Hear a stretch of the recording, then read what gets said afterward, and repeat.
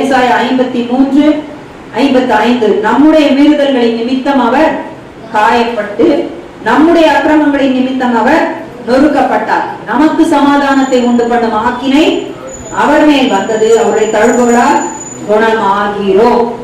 அப்போ நிறைய நேரம் எல்லாருக்குமே சந்தேகம் வரும், நான் விசுவாசி தானே, சரியா, தழும்புகளால் குணமாகிறோம், தழும்புகளால் குணமாயிட்டோம், இயேசுடைய தழும்புகள் அப்பவே சுகம் பெற்றது, நாமும் சுகம் பெற்றாச்சு. அப்படி இருக்கிற பட்சத்துல வாதை உன் கூடாரத்தை அணுகாது என்று சொல்லி சங்கீதம் 91 நம்ம பார்க்கிறோம். இன்னொன்னு சொன்னார், எகிப்தியருக்கு வருகிற வியாதிகளில் ஒன்றும் உங்களுக்கு வருகிறது, அது வாதை. ஏன்னா அவருடைய கோபத்துல அவர் சில வாதைகளை அனுமதித்தார். அவருடைய பாவத்தின் நிமித்தம், அவருடைய கீழ்ப்படியாமைகளின் நிமித்தம், இஸ்ரவேல் ஜனங்களை விடமாட்டேன் என்று சொல்லி அந்த ராஜா தேவனுக்கு விரோதமாக எதிர்த்து நின்றதின் நிமித்தம் அவன் அந்நிய அந்த அசுத்தமான ஆவிகளை நம்புகிறான். அவன் அநேக மந்திரவாதிகளை அவன் வைத்திருந்தான். மோசே தன் கோலை போட்டு அந்த கோல் சப்பமாய் மாறின போது அவன் என்ன பண்ணான், மந்திரவாதிகள் எல்லாம் கூப்பிடுறான், ஏய் நீங்களும் இத மாதிரி செய்து காட்டுங்கப்பா, இவன் என்னமோ வந்துட்டான் புதுசா, என்னமோ இவன் தான் பெரிய வல்லமை இருக்கிற மாதிரி காட்டுறான்னு சொல்லி அவன் கூப்பிட்டான். அவைகளை அவன் நம்பினவனாக அவன் இருந்தான், மந்திர தந்திரங்களை நம்பினான், அந்நிய சக்திகளை அவன் நம்பிக்கொண்டிருந்தான். ஆனா வேதம் என்ன சொல்லுகிறது, மோசேயின் கோலோ, மோசேயின் சர்ப்பம் சொல்லல, மோசேயின் கோலோ மந்திரவாதிகளின் சர்ப்பங்களை எல்லாம் விழுங்கி போட்டது. தேவன் அமிதமாக தன்னுடைய வல்லமையை வெளிப்படுத்தினார். ஆனாலும் கூட அவன் என்ன செய்யல, விட்டு கொடுக்கல. ஆகவே அந்த தேசத்துல மிகுந்த வாதைகளை கர்த்தர் கட்டளையிட்டார். கடைசி வாதை தலைச்சன் பிள்ளைய அவர் என்ன செய்தார், தொட்டார். சோ மரண ஓலம் வந்தது அந்த இடத்துல. அது அவருடைய கோபத்தினாலே அவர் வந்த ஒன்று. அதனால வரக்கூடியதுதான் அந்த வாதை. எல்லா இடத்துலயும் இன்னைக்கு பழைய ஏற்பாட்டுல பாருங்க, பீப்புள் ரொம்ப ரிபல் பண்ணும் பொழுது, தேவனுக்கு விரோதமான காரியம் செய்யும் போது அவங்களுக்கு பலவிதமான கொப்பளங்கள், பலவிதமான விஷயங்கள் எல்லாம் உண்டாகும். உபாகமம் 28 பாத்தீங்கன்னா முதல்ல நீ இந்த கற்பனைகளுக்கெல்லாம் கீழ்ப்படிந்து நடந்தால் இந்த ஆசீர்வாதம், நீ கீழ்ப்படியாமல் போயிட்டேன்னா நிறைய போடுவாங்க, நிறைய வரிசையா எழுதிக்கும், அதெல்லாம் வரையும். அப்ப இஸ்ரேல் ஜனங்களுக்கு டிசோபீடியன்ஸுக்கு சொல்லி ஒண்ணு வச்சிருந்தாரு, புறஜாதிகளுக்கு தேவனுக்கு விரோதமாக காரியங்கள், கீழ்ப்படியாமைகள் வரும்பொழுது அந்த வாதைகள் எல்லாம் இருந்தது. சோ இவைகள் எல்லாம் எதுக்குன்னா, எப்படியாக அவங்க கர்த்தர் இடத்துல வரணும்ன்றதுக்கு தான். அந்த ஏரோதுக்கு அந்த பார்வோனுக்கு கூட வாதைகளை அனுப்பிட்டே தான் இருந்தார். ஆனா ஒரு இடத்துல வருது, அவன் தன் இருதயத்தை ஃபர்ஸ்ட் எல்லாம் கடினப்படுத்தினான். நீங்க நல்லா போய் வீட்டுல வாசிக்கணும், ஒவ்வொரு வாதையிலும் போட்டிருக்கோம், திரும்பிய பார்வன் என்ன செஞ்சுட்டானா, அவன் தான் இருதயத்தை கடினப்படுத்தினான். அவன் மனம் திரும்பவே இல்லை. அவன் மனம் திரும்பி இருந்தா அந்த எகிப்து காக்கப்பட்டிருக்கும், அவனும் பீஸ்ஃபுல்லா இவங்களை அனுப்பியிருப்பான். ஆனா வேதம் என்ன சொல்லுதுன்னா, அவன் தன் இருதயத்தை கடினப்படுத்தின. இப்பொழுது கூட நிறைய ஜனங்கள் இடத்துல போய் பேசப்படும் பொழுது அவங்க ஃபர்ஸ்ட் சரி நாங்க ஏத்துக்கிறோம், அப்புறம் திருப்பி என்ன செஞ்சிருவாங்க, அதெல்லாம் ஒண்ணுமே இல்லை, எல்லாம் ஒண்ணுதான் அப்படி சொல்லிட்டு பழையபடி என்ன செய்வாங்க, தன்னுடைய இருதயத்தை அப்படியே கடினப்படுத்தி போயிடுறாங்க. கொஞ்சம் கொஞ்சமா அவங்களுடைய இருதயம் கடினப்படுது. ஒரு குறிப்பிட்ட சில வாதைகளுக்கு பின்பு, இந்த எகிப்திலுடைய அந்த வாதைகள்ல ஒரு சில வாதைகளுக்கு பின்பு பாத்தீங்கன்னா கர்த்தர் பார்க்கிறாரு, சஃபிஷியன்ட் டைம் கொடுத்து பார்த்துட்டாரு. இவரே இஸ்ரவேலின் தேவனாகிய கர்த்தர், இவரே மெய்யான தேவன் என்பதை வெளிப்படுத்தி காமிச்சிட்டாரு. அப்படி இருந்தும் இந்த பார்வோன் என்ன செய்யல, மனம் திரும்பல. அவன் தொடர்ந்து தன் இருதயத்தை, he was hardening his heart, அவன் மனம் திரும்ப மாட்டேன்றான், தன் இருதயத்தை கடினப்படுறான். அப்புறம் பார்த்தாரு, இவரே கடினப்படுத்திட்டான். வசனம் அப்படி மாறிடும். பின்னால வரும்போது கர்த்தர் பார்வோனின் இருதயத்தை இந்த ஜனங்களை விட முடியாதபடிக்கு கடினப்படுத்திட்டான். நீ என்னடா கடினப்படுத்துறது, நானே கடின ஆக்கிடுறப்பா, சரி போ, நீ அனுப்ப மாட்டேன், அப்படி மேக்சிமம் எவ்வளவு தூரம் போன்னு சொல்லி இவரே கடினப்படுத்தினாரா. இவரே செய்ய ஆரம்பிச்சு அவனுக்கு செய்யறதுக்கு விட்டுறாரு. நீனே கடினப்படுத்தினார் என்று இருக்குது, இவரே கடினப்படுத்தினாரா. பைபிளே அப்படிதான் சொல்லுது, அன்பின் சுவிசேஷம் அறிவிக்கப்படும். தொடர்ந்து சொல்றாரு. கேட்கலன்னு சொன்னா வேதம் சொல்லுகிறது கடைசி நாட்களிலே அவர்கள் பொய்யை நம்பி போகும்படியா கர்த்தர் அவங்க விட்டுறார். அவங்க எதை நம்பி போவாங்க, பொய்யான உபதேசங்களை நம்பி போவாங்க. மெய்யான உபதேசத்தை சொல்லிட்டு தான் இருப்போம், அதை ஏத்துக்க மாட்டாங்க. இந்த அன்பின் இந்த உபதேசத்தை சுவிசேஷத்தை ஏத்துக்க மாட்டாங்க. சரி பொய்களை நம்பி போறவங்க அப்படி போங்க. திரும்பி இந்த பொய்களை நம்பி போறவங்க கிட்ட போய் நீங்க சுவிசேஷம் சொன்னாலும் ஒன்னும் வேலைக்கே ஆகாது. அது கர்த்தரை விட்டுட்டாரு. அவங்க எல்லாம் மனம் திரும்பவே மாட்டார்கள். சரி நீ அப்படியே போய் நம்பிப்போ. ஏன்னா ஒவ்வொருவருக்கும் ஒரு கிரேஸ் கொடுத்துருக்கிறாரு. அவங்க அந்த லிமிட்டுக்கு மேல தொடர்ந்து போயிட்டே இருந்துட்டாங்கன்னு வைங்களேன், அவர் விட்டு விடுகிறார். வேதம் சொல்லுகிறது துன்மார்க்கனை எந்த நாட்களுக்காக வைத்திருக்கிறாரா? தீங்கு நாட்களுக்காக வைத்திருக்கிறார். அவங்க விட்டுட்டார். சரி இரு, தீங்கு நாட்கள்ல நீ அன்னைக்கு உன்னை பாக்குறேன் அப்படின்னு சொல்லி அப்படி வச்சிருக்காரு. அவங்களுக்கு எல்லாம் நல்லா நடக்கிறது போலவே தோன்றும். இதையெல்லாம் பார்த்து நம்ம என்ன செஞ்சிடக்கூடாது, அவங்களுக்கு நல்லா இருக்குது இவங்களுக்கு நல்லா இருக்குது அப்படின்னு நினைக்க கூடாது. நம்ம அவருடைய பிள்ளைகள், நம்முடைய காரியத்தை அவர் பொறுப்படுத்திருக்கிறார். ஏன்னா இப்படி நிறைய ஆவிக்குரிய விஷயங்கள் இருக்குது. நமக்கு யாருடைய வாழ்க்கையில என்ன நடந்துட்டு இருக்குது நமக்கு தெரியவே தெரியாது. அதனால ஃபர்ஸ்ட் திங் அடுத்தவங்களை பார்த்து பார்த்து இது என்ன அது என்னன்னு யோசிக்கிறத முதல்ல நிறுத்தணும். நாம யார்கிட்ட பேச பழகணும்? இயேசு கிட்ட தான் பேசணும். எனி டவுட் ஹோலி ஸ்பிரிட்ட கேட்கணும். ஏதோ பிரச்சனையா இருக்குது, எனக்கு குழப்பமா இருக்குது, எனக்கு தெரியும் நீங்க தான் எல்லாம்னு, எனக்கு தெரியும் நீங்க நன்மை தான் செய்வீங்கன்னு, பட் ஸ்டில் எனக்கு எப்படி இருக்குது, குழப்பமா இருக்குது, எனக்கு கேள்விகள் இருக்குது அப்படின்னு சொல்லி அவரை தான் பார்க்கணும். இப்ப அவங்களுக்கு நல்லா நடந்தது, இவங்களுக்கு நல்லா நடக்கல, அது ஏன் அப்படி இருக்கு, நம்ம கேட்கக்கூடாது. அப்படி கேட்டா பிசாசு நம்மளை மிஸ்லீட் பண்ணி கொண்டு போய்கிட்டே இருப்பான். அதுக்கு நமக்கு பதில், சரியான பதில் கிடைக்காது. இப்ப நீங்க நம்ம பார்க்கணும், அவருடைய தழும்புகளால் குணமாறான்னு சொல்லி பார்க்கணும். ஒரு நடந்த ஒரு இன்சிடென்ட்னா ஒரு சாட்சி தான் எனக்கு ஞாபகம் வருது. தழும்புகளால் குணமாறோம், அப்புறம் ஏன் இதெல்லாம் வருது? ஃபர்ஸ்ட் என்ன தெரியுமா, இந்த வசனத்தை மட்டும் முதல்ல விசுவாசிக்க பழகணும். முதல் மிஸ்டேக் என்ன பண்றோம்னா, இந்த வசனத்தை நம்ம விசுவாசிக்க மாட்டோம்ன்றோம். நம்ம செய்ய வேண்டிய முதல் கன்ஃபெஷன் எதுன்னா இதுதான், தழும்புகளால் குணமாறோம். புதிய ஏற்பாட்டுல குணமானோம் என்று இருக்கும் நினைக்கிறேன். குணமாறோம், என்ன பொறுத்தவரைக்கும் குணமானோம், அந்த சிலுவையில நம்ம குணம் ஆயிட்டோம். அப்படின்னா நமக்கு எகிப்தியருடைய வியாதிகள் ஒன்றும் கிடையாது, வாதை ஒன்றும் கிடையாது. ஆனால் இந்த சரீரத்துல என்ன இருக்கு, சில காரியங்கள் நமக்கு நடந்து கொண்டுதான் இருக்கிறது. ஒரு சிறுமி இருந்தாலாம், அவள் இயேசுவோடு கூட ரொம்ப ஃப்ரெண்ட்ஷிப்ல இருக்கிறவளாம். அவளை ஃப்ரெண்டு தான் கூப்பிடுவாளாம். ஒவ்வொரு நாளும் இயேசு அவளிடத்துல வந்து பேசுவாராம். இயேசு அவளிடத்துல வந்து பேசுவார். அப்போ இவ இயேசு இடத்துல பேசுவான். ஒரு நாள் இவளுக்கு என்ன ஆகி போச்சு, உடல்நிலை சரியில்லை, ரொம்ப மோசம் ஆயிட்டா, இவள் நடக்க முடியாம போயிட்டா. இப்ப இவ எங்க இருக்கிறா, வீல் சேர்ல இருக்கிறா. இவளுக்கு நடக்கவே முடியாது, ஒண்ணுமே பண்ண முடியாது. இவளுக்கோ மிகுந்த வேதனை. அப்ப கூட தொடக்க ஸ்டேஜ்லயும் இயேசு வந்து பேசும்போது நல்லாதான் இருந்தது. ஆனா போக போக என்ன ஆயிப்போச்சு, உடல்நிலை மோசமா போயிடுச்சு. உடல்நிலை மோசமா போயிட்டு வந்து இவளுக்கு இனி எந்த விதத்திலும் வழியே இல்லைன்னு சொல்லுகிற ஒரு நிலைமை வந்துருச்சு. அப்ப என்ன ஆயிடும், ஆட்டோமேட்டிக்கா எல்லாருக்குமே சோர்ந்து போயிடும். சோர்வு வந்துடும், என்ன தளர்ந்து போயிடும். ஏன்னா சரீரத்துல பாடுகளை பாடுறதுன்றது அவ்வளவு ஈஸி கிடையாது, அது ரொம்ப கடினம். அதை லகுப்படுத்தி அவர் ஒருத்தர் தான் தர முடியும். அதுல எல்லாரையும் தாங்குகிறவரும் அவர் தான். இப்போ இந்த இது சின்ன பொண்ணுதான் இது, ஆனாலும் இயேசுவை நேசிக்கிற கேள். அவரை ஃப்ரெண்டு கூப்பிட்டு அவர்கிட்ட அவ பேசிக்கிட்டு இருக்கா. இப்போ இவளுக்கு இது புரிய மாட்டேது, தனக்கு ஏன் இப்படி வந்தது, எனக்கு எப்போ சொன்னா போகுது. முதல் ஒரு முறை சொன்னாராம், சீக்கிரத்திலே ஐ வில் ஹீல் யூ. ஆனா ஹீலிங் நடந்த மாதிரி தெரியல. இன்னும் கொஞ்ச நாள் ஆச்சு, இவன் உடல்நிலை ரொம்ப மோசம். கடைசியில இவனுடைய தலையெல்லாம் ஏதோ சாஞ்சு போய் ஒண்ணுமே முடியாத ஒரு நிலைமை மாதிரி ஆயிடுச்சு போல இருக்கு. ஒரு 2வது தடவை கூட வந்து பேசும்போது ஐ வில் ஹீல் யூ தான் சொன்னாராம். ஆனா ஹீலிங்கோ நடந்த பாடு இல்லை. ரொம்ப மோசமான ஒரு கண்டிஷன்ல இவளை இது பண்ணிட்டு இருக்கும் பொழுதுதான் ஹாஸ்பிட்டலே இது பண்ணும்போது அவளுடைய பாடி எல்லாம் அப்படியே தூக்கி போடுமா. கடைசியில ஒரு ஸ்டேஜா ரொம்ப மோசமா, யாராலையும் அவளை ரொம்ப அமுக்கவும் முடியாது, அப்படி அந்த பாடி எல்லாம் இது பண்ண. அப்போ அவ்வளவு வேதனையா இருக்குமா. அந்த பேரண்ட்ஸ் எல்லாம் அவ்வளவு கஷ்டப்படுவாங்க. என்ன இது, இயேசுவை ஏற்றுக்கொண்டு இருந்தும் இந்த மாதிரி இருக்கே அப்படின்னு அவங்க வருத்தப்பட்டிருக்காங்க. இவளுடைய இந்த முடியாத ஒரு சூழ்நிலையில இப்படிதான் தனக்கு இருக்கு அப்படின்ற ஒரு நிலைமையில ஒரு நாள் அவ வீட்டுல இருக்கும்போது திடீரென்று பார்த்தா, ஏன்னா ஏன்ற கேள்வி அப்படியே என்ன செய்யும், வேதனைப்படுத்திடும்.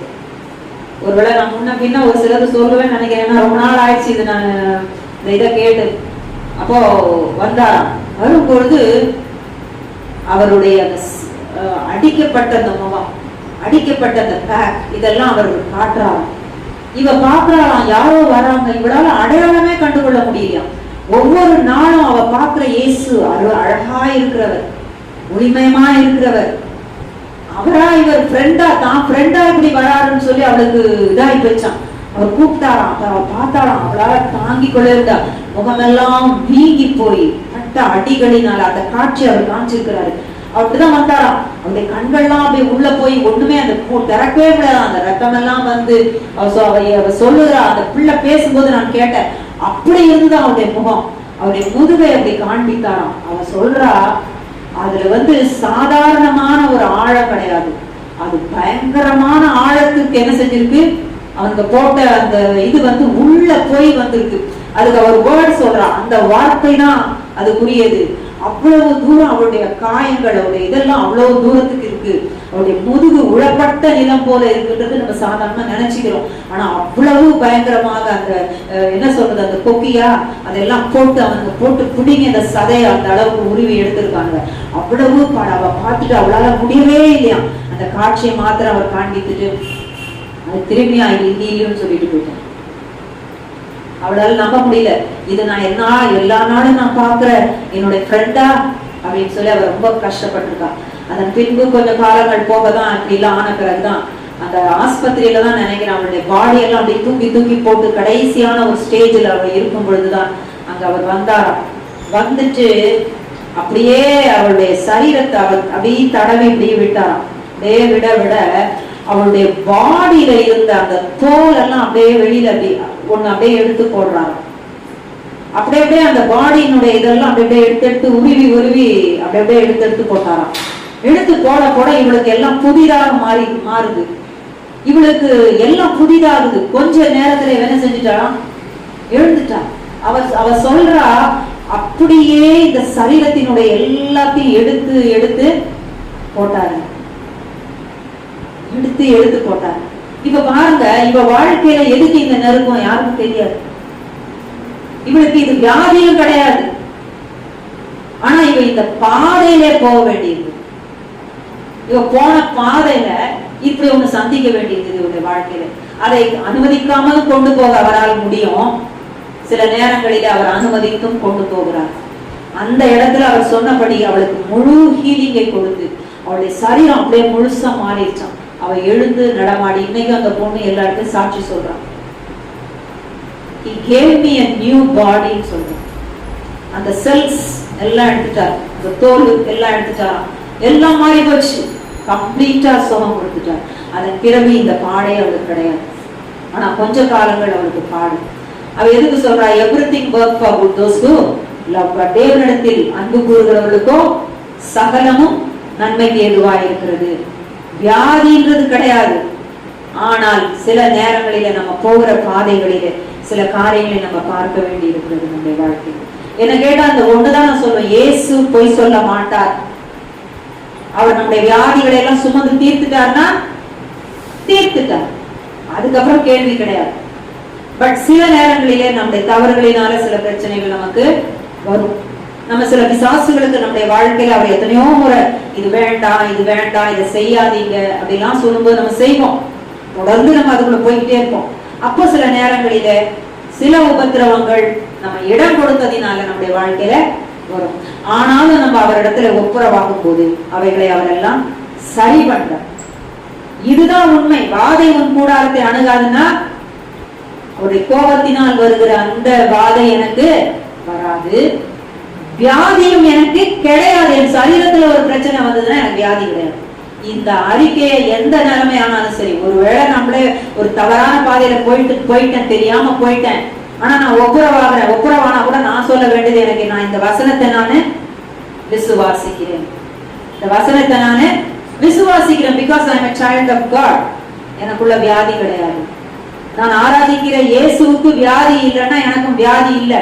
அவர்தான் தலை, நம்ம எல்லாம் சரீரம், அவருடைய பாடியா இருக்கிறோம். அப்ப அந்த தலைக்கு வியாதி இல்லைன்னா எனக்கு எப்படி வியாதி இருக்கும்? எனக்கு கிடையாது. ஆனா விசுவாசிகள் பண்ற ஒரு தப்பான ஒரு அறிக்கை என்னன்னா, எனக்கு வியாதி வந்துச்சு. கிரெஃப்லோ டாலரை குறிச்சு உங்களுக்கு தெரியும். கிரெஃப்லோ டாலருடைய சாட்சி நான் சொல்லணும். ஏன்னா அவர் ஒரு ஊழியக்காரர். இப்ப நான் பிரசங்கம் பண்ற மாதிரி அவரும் என்ன செஞ்சிருப்பாரு, பிரசங்கம் பண்ணாரு. அவர் கிரேஸ பத்தி முதல்ல தப்பா புரிந்தவர். அப்புறம் சரியா பேச ஆரம்பித்தார். அப்படி ஆரம்பிச்ச காலத்துலதான் அவருக்கு இந்த பிரச்சனை வந்தது. அவர் எல்லாம் செய்து முடிச்சுட்டார் இயேசு அப்படின்னு சொல்லிதான் அவர் பிரசங்கம் பண்ணிட்டு இருந்தார். திடீரென்று பார்த்தா அவருக்கு கேன்சர் என்று சொல்லிட்டாங்க. கேன்சர்னா அது ரொம்ப முத்தின நிலைமை போல இருக்கு.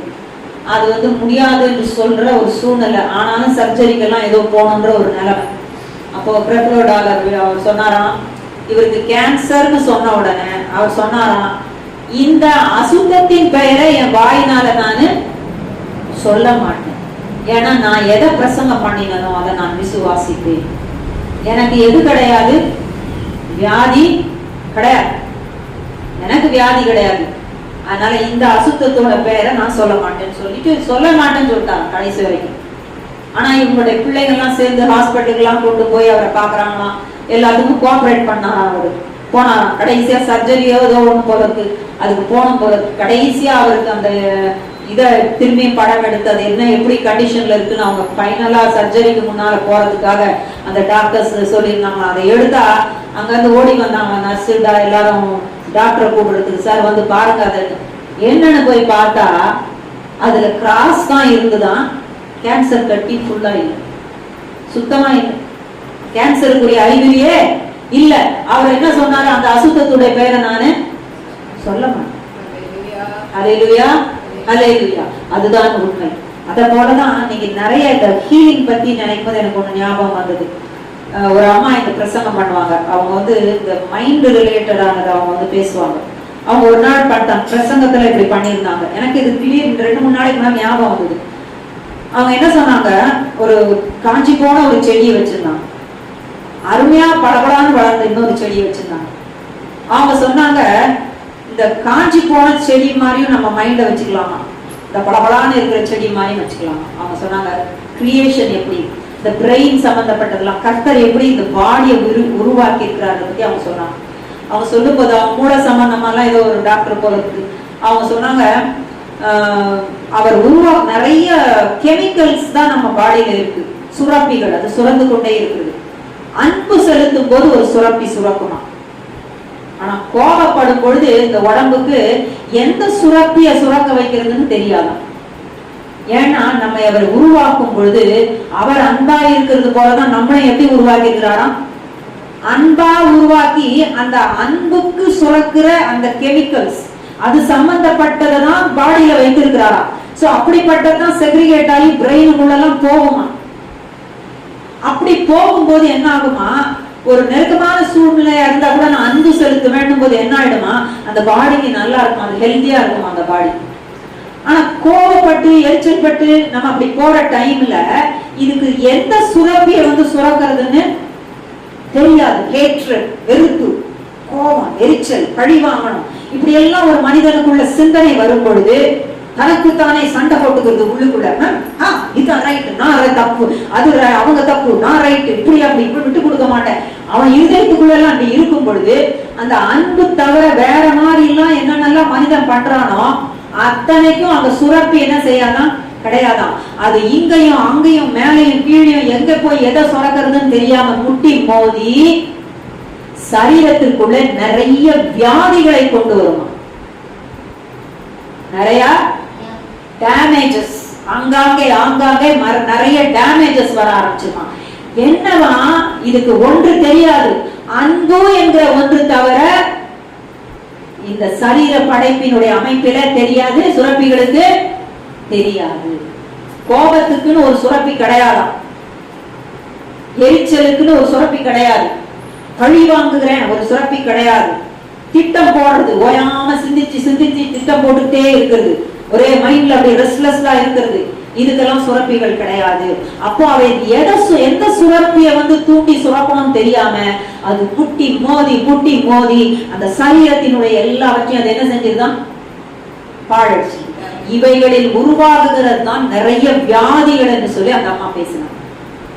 அவங்க சொன்னாங்க, ஒரு மனிதன் எந்த சூழ்நிலையில அன்பையே வெளிப்படுத்திட்டு இருக்கிறான்னா, அன்பாவே இருந்துட்டே இருக்கிறான்னா அவனுடைய பிரெயின் எப்படி இருக்குமா, அந்த அழகா செழிப்பா வளர்ந்த செடி போல இருக்குமா, பட நல்லா பச்சை இலைகளோட கூட அப்படியே எந்த டேமேஜும் இல்லாம எந்த பூச்சியும் மறிக்காம இருக்கிற ஒரு பிரெயினாக அது இருக்குமா. அந்த பிரெயின் சரியா இருந்தா பாடியினுடைய எல்லா அங்கமும் எப்படி இருக்கும், சரியா இருக்கும்.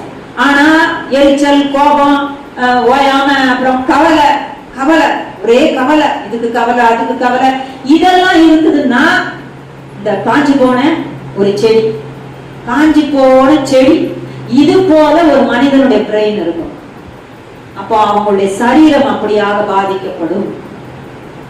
இது அவர் உருவாக்கி இருக்கிற அமைப்பே அப்படிதான் இருக்கு.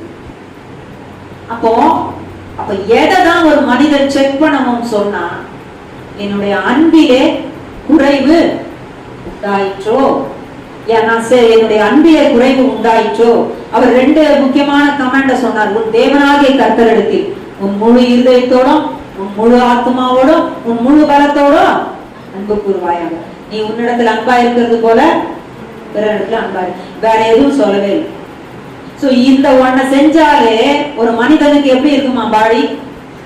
இது அந்த அம்மா பேசுனது ஹெல்த்தியா இருக்குமா? இதுதான். அப்போ அவங்க எப்படி, அப்போ இந்த மாதிரி டாக்டர்ஸ் கிட்ட போனா அவங்க என்ன யோசிப்பாங்க? ஒரே அதான் வீட்டுல சண்டை சச்சரவா இருக்குதா, நீங்க ரொம்ப ஸ்ட்ரெஸ்ஃபுல்லா இருக்கிறீங்களா, நீங்க ரொம்ப கவலையா இருக்கிறீங்களா, அவங்க ஏன் கேட்கிறாங்கன்னா அந்த மாதிரி ஆட்கள் எல்லாம் இவைகள் தகாத சுரப்பிகளை சுரக்க வச்சு என்ன பாடியில செய்யறதுன்னு தெரியாம செஞ்சு அங்கங்க பாடியே என்ன ஆயிடுது, டேமேஜ் ஆயிடுது.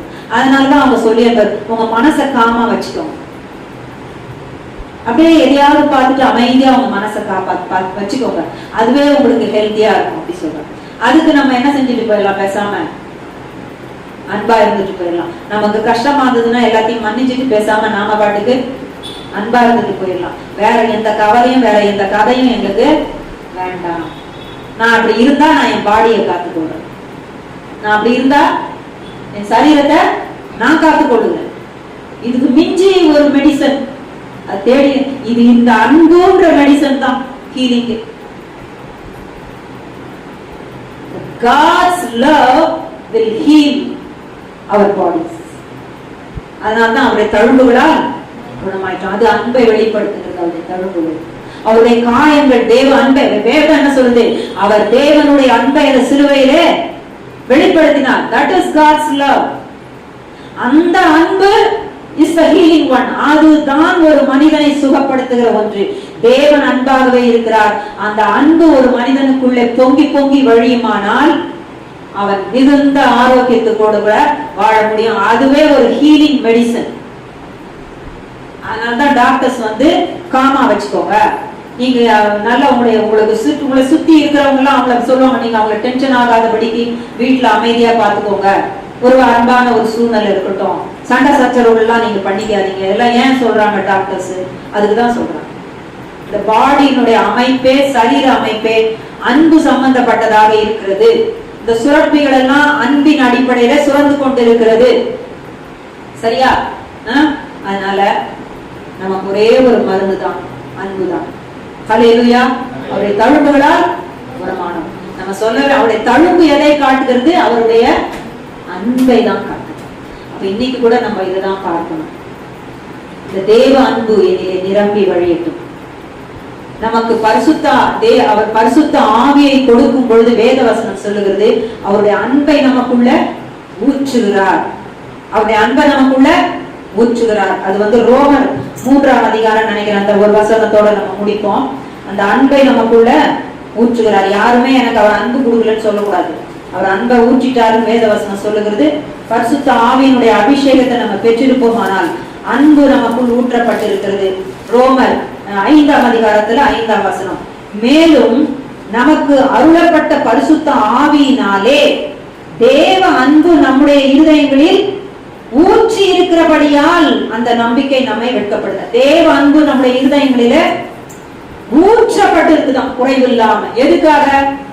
ஆவியிலும் ஆத்மாவிலும் சரீரத்திலும் சுகமாய் நம்ம இருக்கத்தக்கதாக, இந்த சுகம் மற்றவர்களுக்கு போகத்தக்கதாக. சில நேரங்களிலே அந்த பெண்ணிற்கு சிறுமிக்கு நேரிட்டது போல நம்ம அந்த பாதைகளிலே சில நேரம் கடந்து போக வேண்டி இருக்கிறது. ஆனாலும் இயேசு கூட இருக்கிறார். நான் மரண இருளின் பள்ளத்தாக்கிலே நடந்தாலும் பொல்லாப்புக்கு பயப்படேன், தேவரீர் என்னுடைய கூட இருக்கிறேன், உடைய கோலும் என் தடியும் என்னை தேற்றும். அது மாத்திரமல்ல, இயேசு உயிர்த்தெழுந்தபடியினாலே இவைகள் நம்மை ஒன்றும் சேதப்படுத்த முடியாது. ஆகவே நம்ம ஜெபம் பண்ணுவோம். எங்களை நேசிக்கிற நல்ல தகப்பனே, நீர் எங்களோடு பேசினதற்காக ஸ்தோத்திரம். இந்த உயிர்த்தெழுதலின் நாளிலே இயேசுவே, நீர் அந்த உயிர்த்தெழுதலின் நாளிலே உடைய உயிர்த்தெழுதலின் வல்லமை எவ்விதமாய் கிரியை செய்து கொண்டிருக்கிறது. அந்த அன்பு, நீர் சிலுவையிலே காண்பித்த அந்த அன்பு எப்படி எங்களுக்கு ஆசீர்வாதமாய் இருக்கிறது, ஆரோக்கியமாய் இருக்கிறது, நன்மையாய் இருக்கிறது, எங்களை செழிக்க வைக்கிறது என்று சொல்லி எங்களுக்கு புரிய பண்ணினீரே. நன்றி செலுத்துகிறோம் இயேசுவே. உடைய தழும்புகளால் நாங்கள் குணமாய் இருக்கிறோம் ஐயா. உமக்கு நன்றி. அந்த தழும்புகள் எல்லாம் உடைய அன்பை தான் எங்களுக்கு காண்பிக்கிறது. ஹல்லேலூயா, ஹல்லேலூயா, ஹல்லேலூயா, ஹல்லேலூயா. அன்பு இல்லாதவன் அவன் தேவன் அற்றவனா இருக்கிறான் என்று வேதம் சொல்லுகிறது. தொடர்ந்து இந்த அன்பினாலே எங்களை நிரப்புவீராக, எங்களை ஆசீர்வதிப்பீராக, எங்களை பலப்படுத்துவீராக. இன்னும் மென்மேலும் மென்மேலும் நாங்கள் உமக்காக எழுந்து பிரகாசிக்க எங்களுக்கு கிருபை செய்வீராக.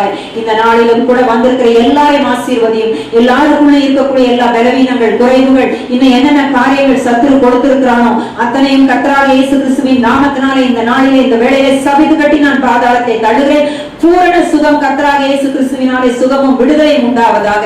இயேசுவே, உம்முடைய தழும்புகளை உம்முடைய பிள்ளைகள் மேல வைக்கிறேன். ஆரோக்கியம் உண்டாகட்டும், அன்பு பெருகட்டும், நிரம்பி வழியட்டும். இயேசுவின் நாமத்தில் ஜெபிக்கிறோம் பரிசுத்த பிதாவே, ஆமென்.